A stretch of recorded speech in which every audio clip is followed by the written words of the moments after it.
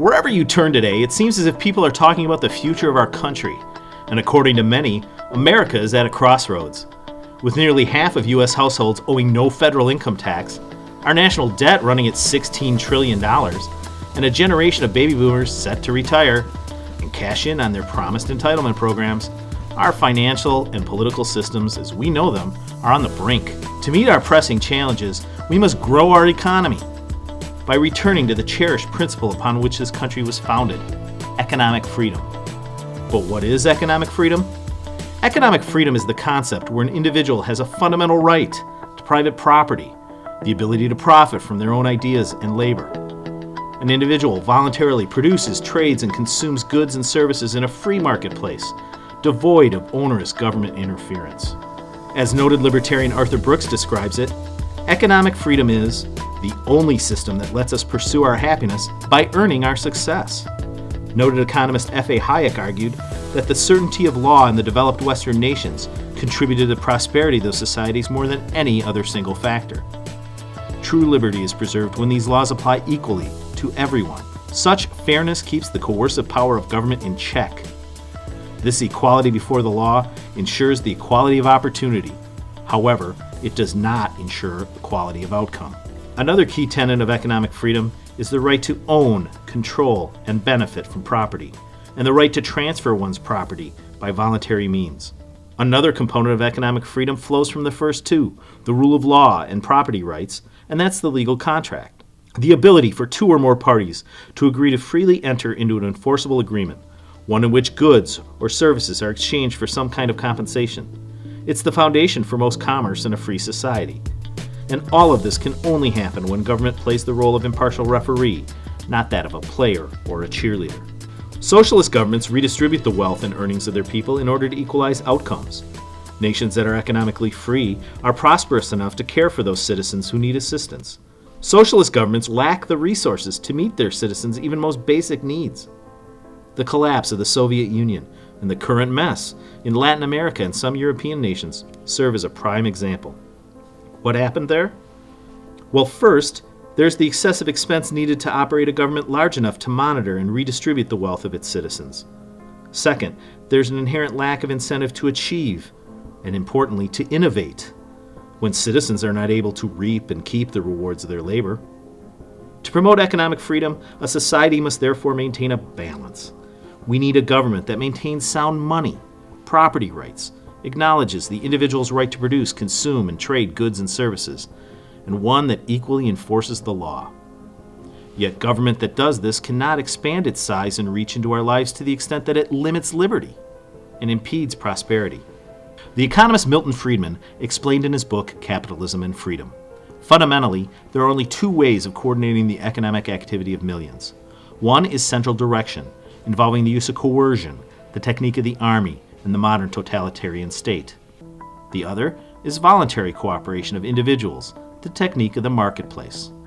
So, the free market is where individuals freely, not under government order but of their own free will, coordinate their economic activities in a way that's mutually beneficial. Consider, if you will, the most basic transaction. I'm selling lemonade for 25 cents a cup. I value your quarter more than I do this glass of lemonade. You, on the other hand, are thirsty and would rather have the drink than the coin. You, of your own free will, give me a quarter, and I freely give you the cup of lemonade. This transaction took place in the free marketplace. We both win. You've sated your thirst, and I've produced some income, with which I'm free to save or trade at a later date for something whose value I hold higher. And so it goes, with millions upon millions of other voluntary transactions every minute of every day. Now, I have an incentive to make sure this lemonade is tasty and safe. See, I want you and others to continue to purchase it.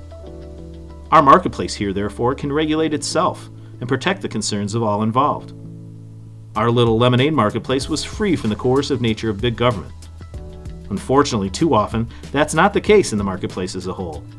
Through over-regulation and non-market-driven incentives, government today is playing a perverse game of picking winners and losers among entire industries and even down to individual companies. Case in point, the recent debate over a proposed iron mine in northern Wisconsin. Thousands of jobs, tens of millions of dollars in tax revenue, and billions of dollars into the state's economy. It would be hard to say no to an offer like that, but Democrat senators and Republican Senator Dale Schultz found a way. On Tuesday night, they defeated a bill that would have allowed an iron mine to open in northern Wisconsin.